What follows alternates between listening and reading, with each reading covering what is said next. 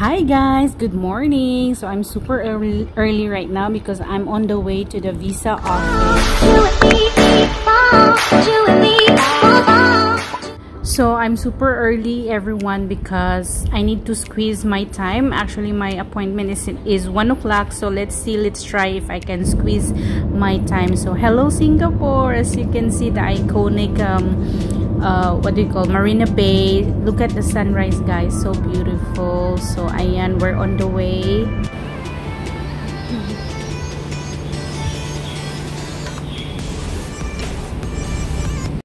So andito na ako guys, ayan siya, dito lang ako sa may 79 Ansons Road.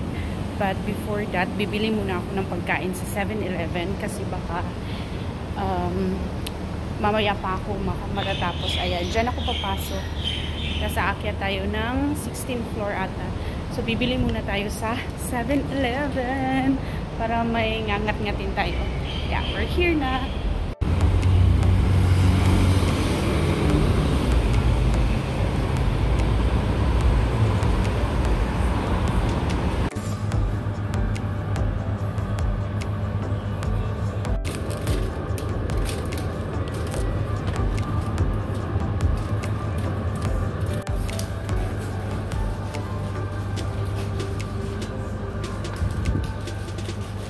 Ito na lang yung bibilhin natin.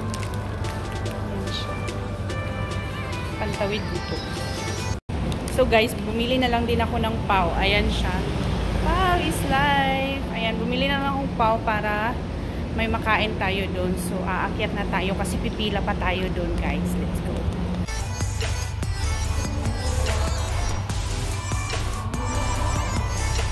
So guys, it opens at 8 o'clock but ayaw nila akong ipaakyat because they said it's too early and I will need to get up around 9 o'clock there for my visa because my appointment is crazy 1 o'clock, but I'm super early because I need to queue there. So right now I'm just right here sitting down waiting for my time to get up. So unfortunately I cannot squeeze my time guys, so right now I'm going to do shopping for a little while waiting my time. So yeah, so andito ako sa Watsons kasi bibili na lang ako ng mga personal kasi nga malayo pa yung schedule, time natin. So nandito ako nga. Ayan, bili sana ako nito. Tag 39.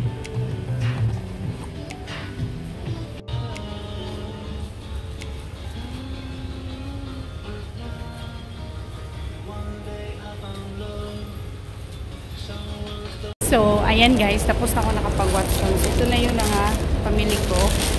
Ayun na nga, kasi naghihintay ako ng time. So, punta na tayo doon mga auntie. Dito ako sa shopping center mga auntie, ayan. Paakyat ako. Actually, ang daming nagbebenta dito. Sobrang daming pagkain dito. Mga benta. Sarado pa yung iba. Ayan. Sarado pa. Lakad-lakad muna tayo dito. Ayan o. Sarado pa mga auntie. Ayan. Pang masyadong tao. Yun dun sa baba. Ayan. So yes, finally we're here at the visas office. So and unfortunately mga auntie, hindi pa rin pwede ang aking time. So mga auntie, nandito ako sa may McDonald's. Ayan sa likod.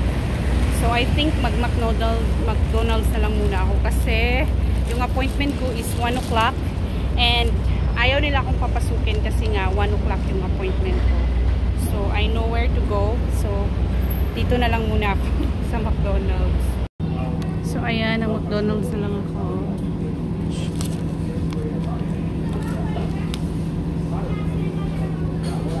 So, I thought I was recording but my voice does not. So, anyway, I'm here. So, I'm having my killing time. So I'm having my burger and some I forgot the name of a drink, but it's so good actually. There's an Oreo inside. So while waiting, I have to watch some videos and of course talking to my husband. So I have my burger. So anyway, all in all, I paid $8.45, I guess. Yeah, so such a good one, mga auntie. Finally, for the third time, and this is it, everybody. Yes guys, pauwi na ako. Talagang whole day ako dito sa pagkuha ng aking visa. So pauwi na tayo. Tignan nyo, ang ganda, no? So pauwi na ako. Naghihintay na lang ako ng taxi, tapos uwi na tayo.